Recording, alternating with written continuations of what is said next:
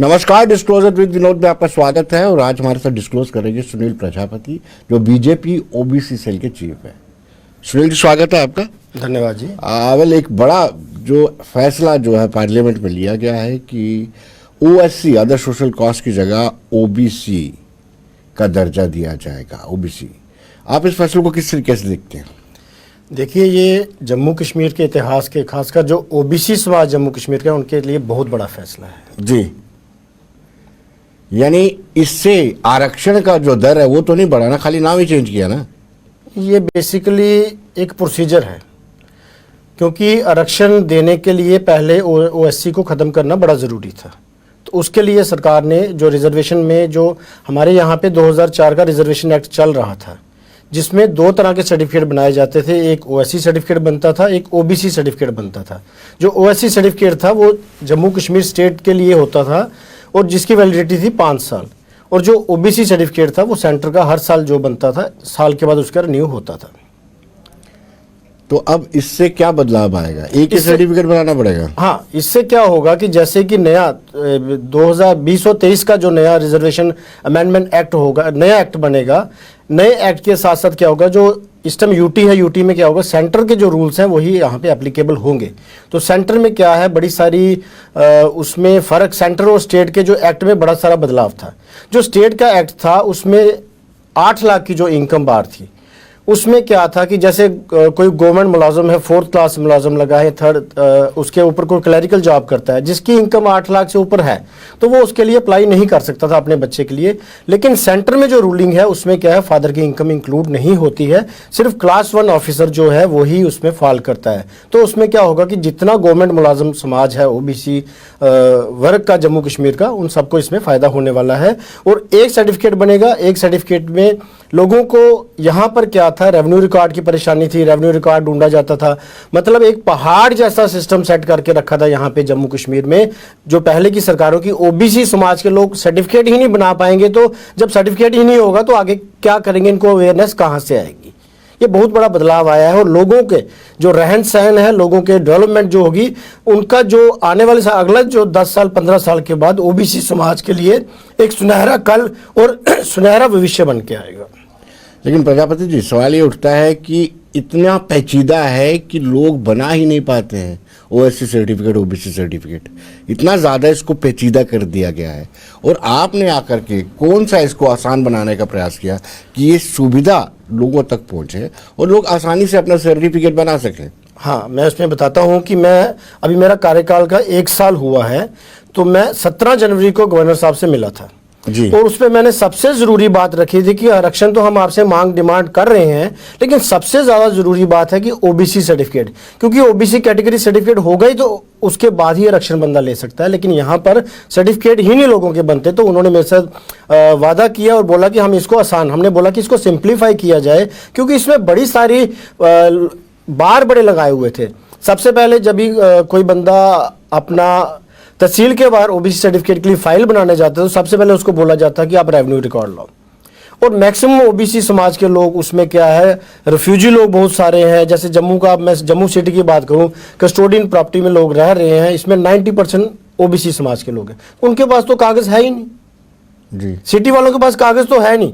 तो जब हमने बात रखी तो सरकार, हमने ये भी बोला कि खाली कास्ट को आइडेंटिफाई करने के लिए रेवेन्यू रिकॉर्ड मैंडेटरी नहीं होना चाहिए, उसमें आप कहीं अपने पटवारी को भेजकर किसी सरपंच से, पंच से, या फिर लंबड़दार से या कॉर्पोरेटर से लिखवा के उसे आइडेंटिफाई कर सकते हो।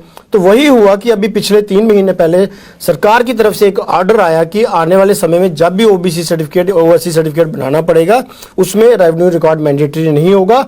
कॉर्पोरेटर और सरपंच से ही चिट्ठी लिखवा के उसके लेटर हेड से वो आगे अपना प्रमाण पत्र ले सकते हैं। उसके अलावा कौन सी चीजें पेचीदा थी जिसको आम आदमी पूरा नहीं कर पा रहा था रेवेन्यू रिकॉर्ड के अलावा? हाँ, रेवेन्यू रिकॉर्ड एक इम्पोर्टेंट, ज्यादा सबसे ज्यादा एक इम्पोर्टेंट कंपोनेंट है। इनकम सर्टिफिकेट कोई इंपॉर्टेंट नहीं है। आजकल इनकम सर्टिफिकेट आराम से बन रहा है। अब तो सरकार ने ऑनलाइन जब से किया है तो 3-4 दिन, within week income certificate आराम से लोगों का बन रहा है, उसमें कोई परेशानी नहीं आ रही है। पहले जब मैनुअली था तो कुछ परेशानी आती थी, कुछ करप्शन भी इसमें केसेस आते थे, लेकिन जब से इसमें ऑनलाइन हुआ है तो उसमें बड़ी सहूलत एक सरकार ने दी है कि उसमें इनकम सर्टिफिकेट आराम से बन रहा है। और पहले इनकम सर्टिफिकेट बनाएंगे, इनकम सर्टिफिकेट बनेगा तो उसके बाद अगर आप सरपंच या कॉर्पोरेटर का लिखवा के लेके जाते हो, साथ में सर्टिफिकेट लगाएंगे, एक सभा आइडेंटिफाई करके देती है कि आपकी कास्ट कौन सी है। तो सभा से भी लिखवाना पड़ता है, जो आपकी सभा वो इजिली हो जाता है, उसमें कोई परेशानी की बात नहीं है। तो आराम से ओबीसी सर्टिफिकेट बन जाता है। जिसका ओबीसी सर्टिफिकेट बनेगा तो वही एलिजिबल हो सकेगा कि आगे सेंट्रल की जो भी फैसिलिटीज आएगी या फिर गवर्नमेंट में जॉब्स में वो अपना बेनिफिट ले सकते। सुनील जी, ओबीसी सर्टिफिकेट पेचीदा तरीके से बना करके 2% आरक्षण लेना है, आपने क्या रिकमेंड किया, क्या रिक्वेस्ट की है अपने प्रपोजल में कि कितनी रिजर्वेशन कितने परसेंट मिलने चाहिए? देखिए 50% की सीलिंग सरकार ने लगाई है। तो जी। अभी तक जितनी हमारी जम्मू कश्मीर में मिल रही है 36% मिल रही है जी। 14% सरकार के पास अभी बैलेंस पड़ी है जी। 4% ये दे रहे हैं। तो हमने डिमांड रखी है सरकार से कि 14% आपके पास, जो देखो ईडब्ल्यूएस उसमें इंक्लूड नहीं है, क्योंकि सरकार की जो जजमेंट है उसमें बताया गया है कि आपको ईडब्ल्यूएस जो है वो 50% की सीलिंग से बाहर है जी। तो उसमें क्या है कि अभी हमारी स्टेट में जम्मू कश्मीर में 14% सरकार के पास खाली, मतलब जो बैलेंस पड़ा हुआ है, जो इस्तेमाल नहीं हो रहा है। और सरकार बड़ी देर से हम डिमांड कर रहे थे सरकार से, गवर्नर साहब से मिले थे, गवर्नर साहब ने बोला कि हमने कमीशन जो सरकार ने बनाई है उसकी रिपोर्ट जैसे सार्वजनिक होती है उसके बाद जल्दी से जल्दी आपको आरक्षण मिल जाएगा।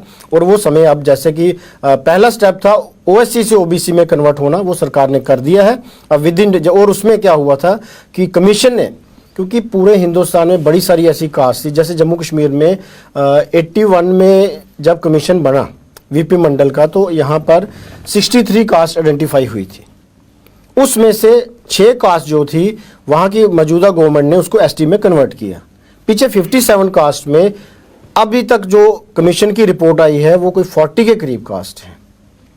पहले 27 थी, अब 15 इन्होंने 13-14 जो नई इस बिल में ऐड हुई हैं, जिसमें मुख्य तौर में अगर मैं बताऊं तो बहुत बड़ा जाट समाज है, सोरंकार समाज है, सैनी समाज है, कश्मीर का चौपान समाज है, ये मुख्य समाज हैं जो इसमें होंगे। कुछ छोटी छोटी समाज भी हैं, लेकिन इनको ये दर्जा इस बिल में अभी उनका नाम ऐड हो गया है और विद इन डेज में मुझे लगता है कि आरक्षण यहाँ पे अनाउंस होने वाला है। कितना आरक्षण? देखिए मैंने तो आपको बताया 14% कहा है, लेकिन मुझे लगता है कि 10% वो देने जा रहे हैं, जो हमारे पास इंफॉर्मेशन है।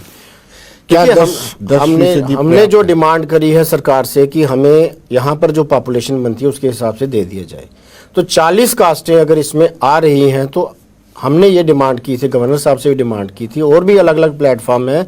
हमने एनसीबीसी के थ्रू भी वहाँ पर भी हमने मेमोरेंडम दिया कि सरकार यहाँ पर हमें 20% के करीब आरक्षण मिलना चाहिए।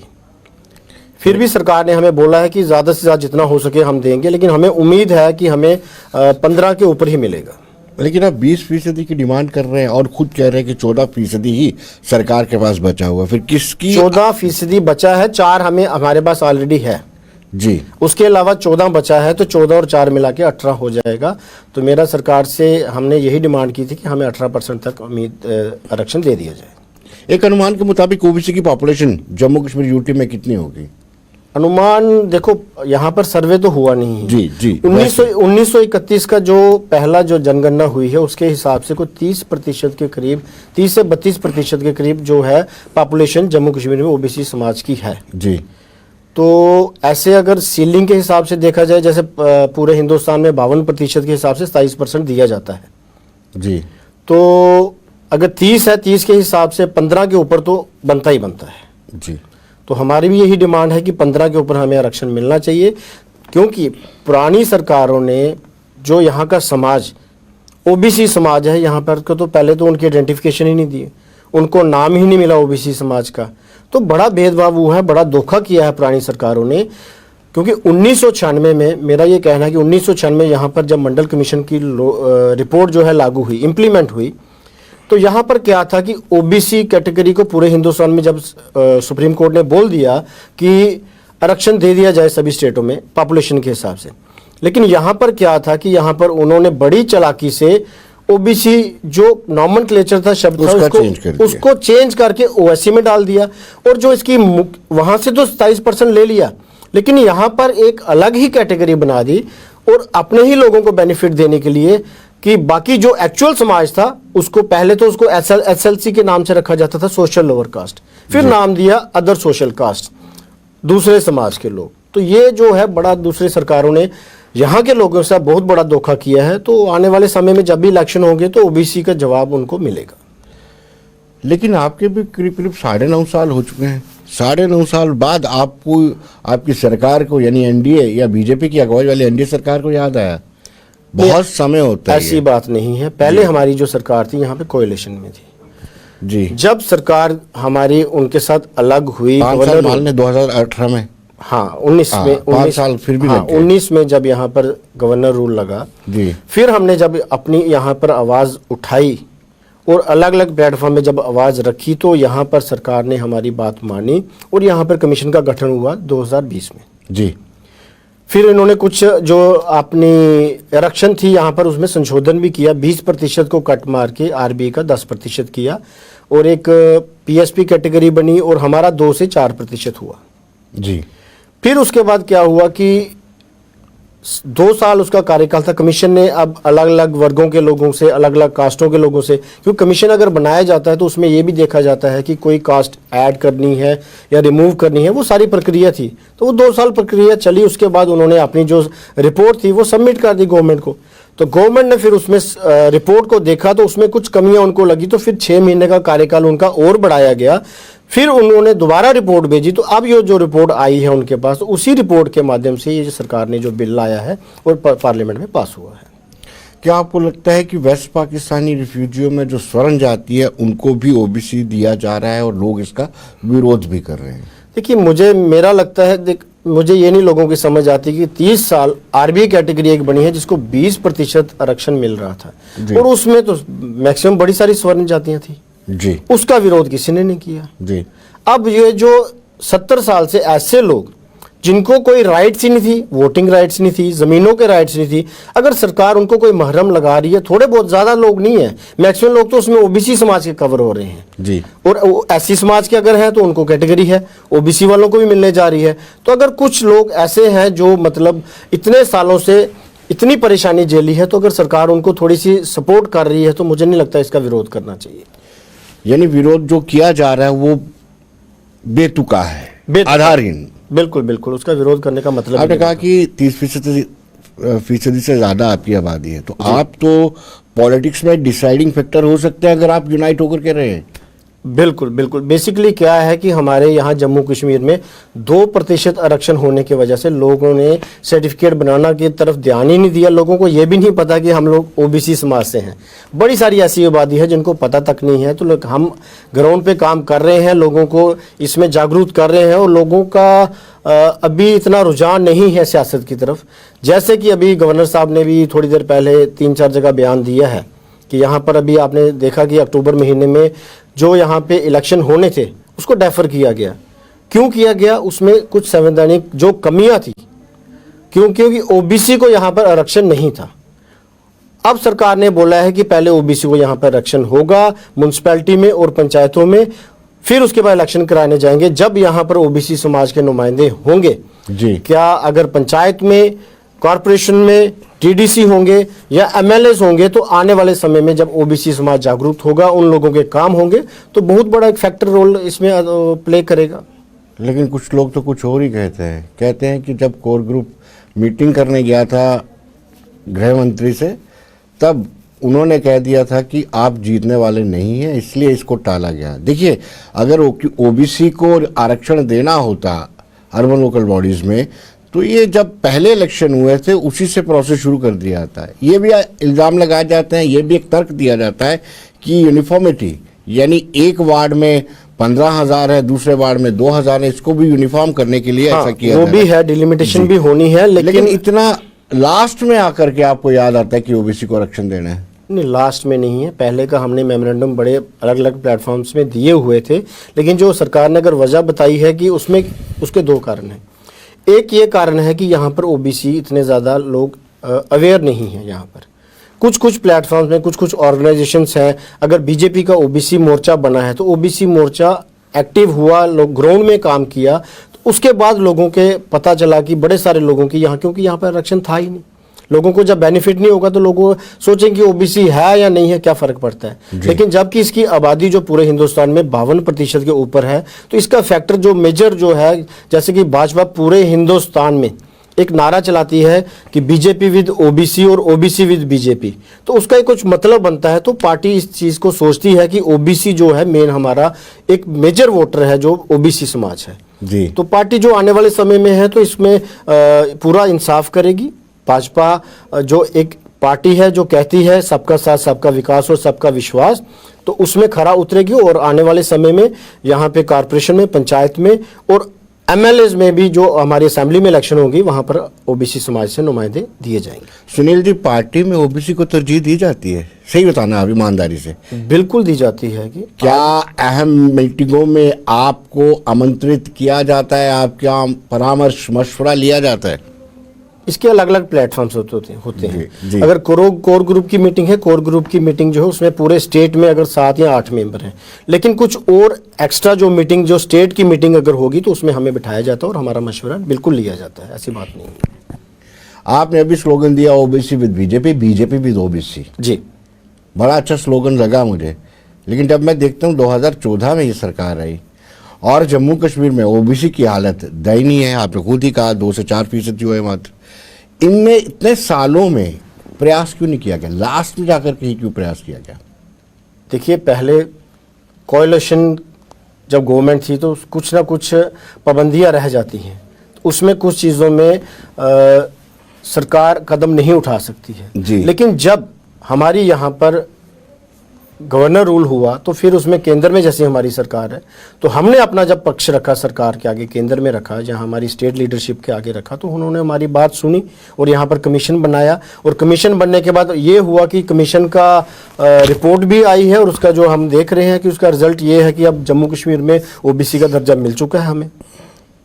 बिल्कुल, आपने कहा कि ओबीसी का दर्जा मिल चुका है, लेकिन कितना आरक्षण देना ये भी अनाउंसमेंट कर देते, एटलीस्ट लोगों को पता चल जाता है, ओबीसी समुदाय को पता चल जाता है। मैंने आपसे पहले ही कहा कि स्टेप बाय स्टेप इसका होगा। पहले जो सरकार की प्रक्रिया थी पार्लियामेंट में, वो उन्होंने बिल को, इसको रिजर्वेशन एक्ट को अमेंड करना था, सबसे बड़ा काम था। इसको नॉमेनक्लेचर, पहले ओबीसी का दर्जा देना। जब ओबीसी का दर्जा दे दिया सरकार ने तो मुझे लगता है विद इन डेज या विद इन ए मंथ ये आरक्षण जो है अनाउंस होने वाला है यहाँ पर। इस आरक्षण के अनाउंसमेंट के बाद क्या आपको लगता है कि राजनीतिक लाभ भारतीय जनता पार्टी को होगा लोकसभा चुनाव में? बिल्कुल होगा। आप कैसे कह सकते हैं और कितना आप काम कर रहे हैं ओबीसी समुदाय को जोड़ने के लिए, यूनाइट करने के लिए? इसमें बहुत बड़ा बदलाव आने वाला है क्योंकि कश्मीर का जो ओबीसी समाज है भारी मात्रा में है, 50% के करीब आबादी वहाँ पर है और वहाँ का जो एससी समाज है वो भी ओबीसी में ही है जी, कश्मीर का, और वो भी बहुत बड़ी एक भारी मात्रा में समाज है। तो अब जैसे कि मैंने 2 दौरे वहाँ पे किए हैं और लोगों का बड़ा अच्छा रिस्पांस है। नरेंद्र मोदी के नाम की करंट हर घर में है क्योंकि लोगों को विश्वास हो चुका है सरकार, नरेंद्र मोदी की सरकार में डेवलपमेंट देख के। पहले यहाँ से जम्मू से बाई रोड कश्मीर जब हम जाते थे 12-14 घंटे 10 घंटे तो लगते थे, आज 5 घंटे में आराम से लोग आ जाते हैं। रास्ते में कभी बारिश स्टार्ट होती थी, लोग 2 दिन निकलते ही नहीं थे, कहीं पे रास्ते में कोई पस्सियाँ पड़ जाएंगी, कुछ हो जाएगा। लेकिन अब ऑल वेदर रोड बन रहे हैं। अब ट्रेन भी अगले महीने कश्मीर जा रही है। वंदे भारत, एक अभी कल की खबर है कि वंदे भारत जो है सरकार कश्मीर को, जम्मू कश्मीर को एक सौगात के रूप में दी है। तो बड़े सारे एक मतलब हिस्टोरिकल स्टेप्स सरकार ले रही है, तो आने वाले समय में उसमें इलेक्शन में फ़ायदा होगा। और ओबीसी समाज को जो स्कीम्स दी हैं, जैसे प्रधानमंत्री विश्वकर्मा योजना सरकार ने, प्रधानमंत्री जी ने अपने जन्मदिन के दिन लॉन्च की, तो वो बहुत बड़ी स्कीम है और 90% ओबीसी समाज उसमें कवर हो रहा है।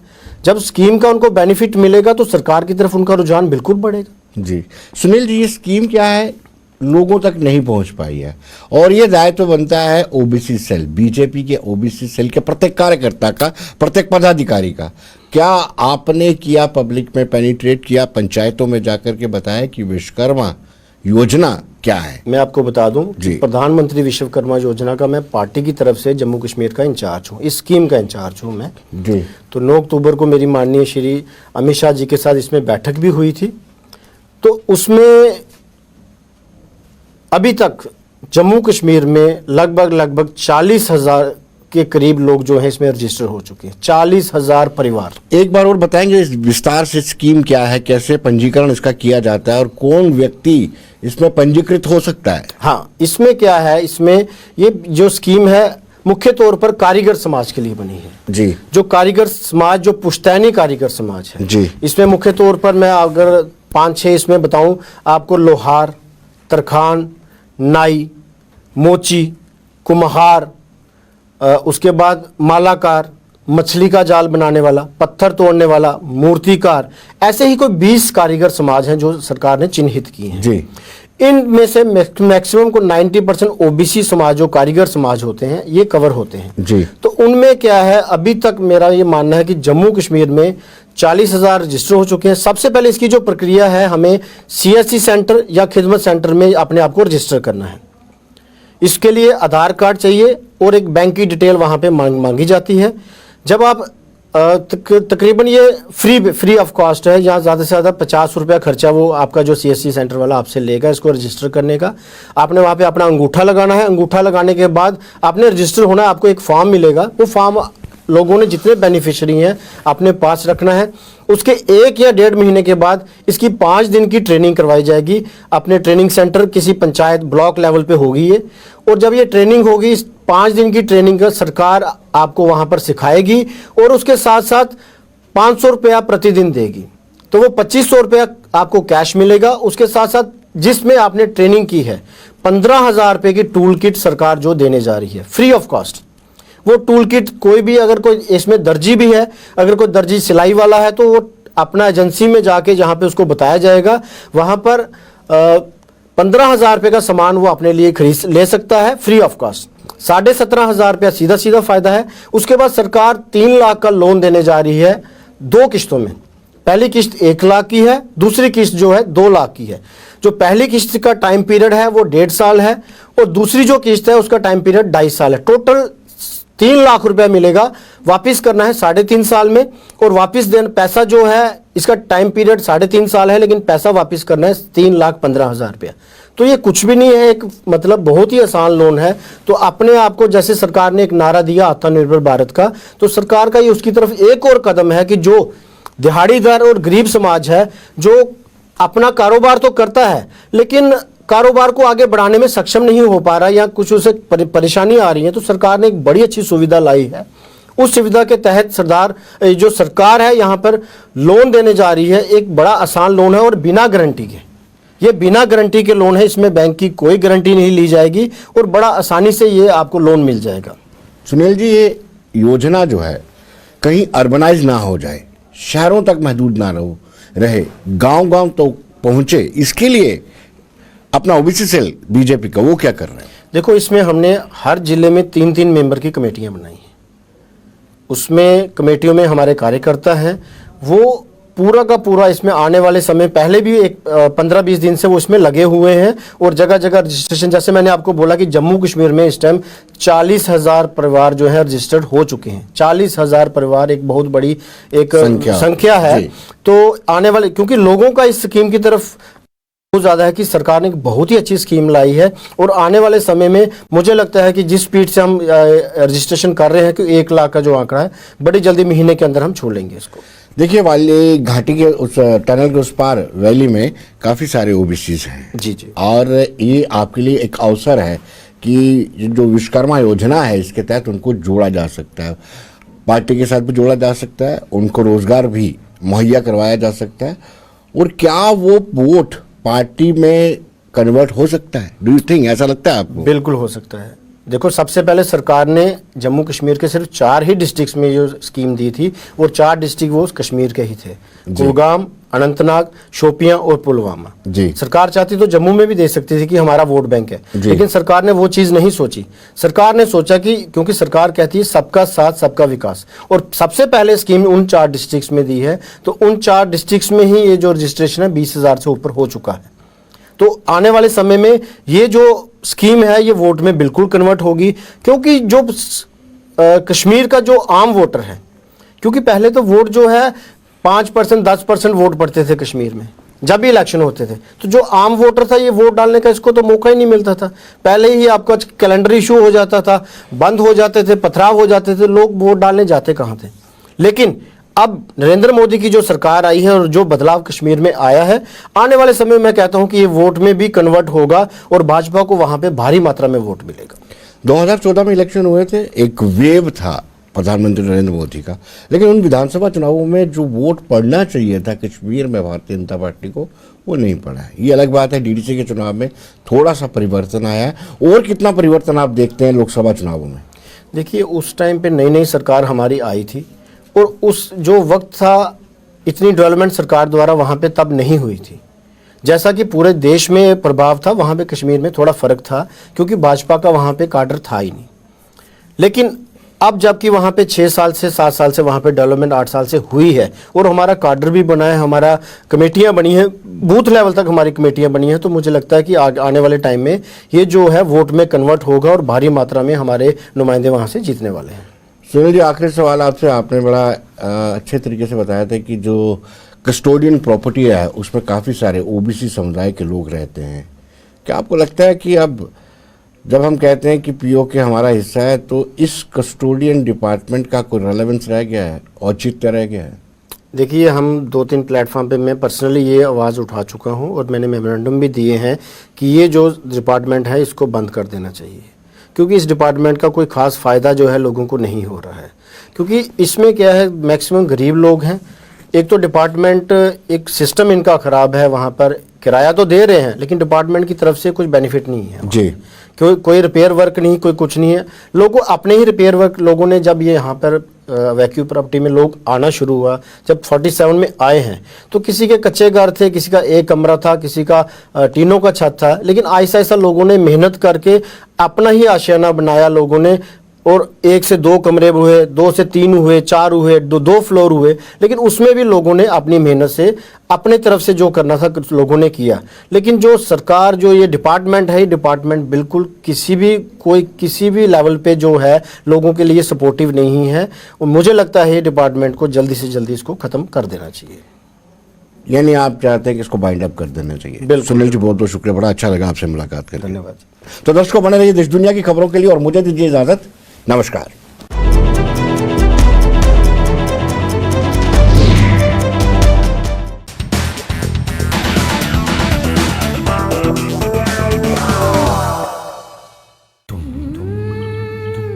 आज कुछ अलग रियाज कर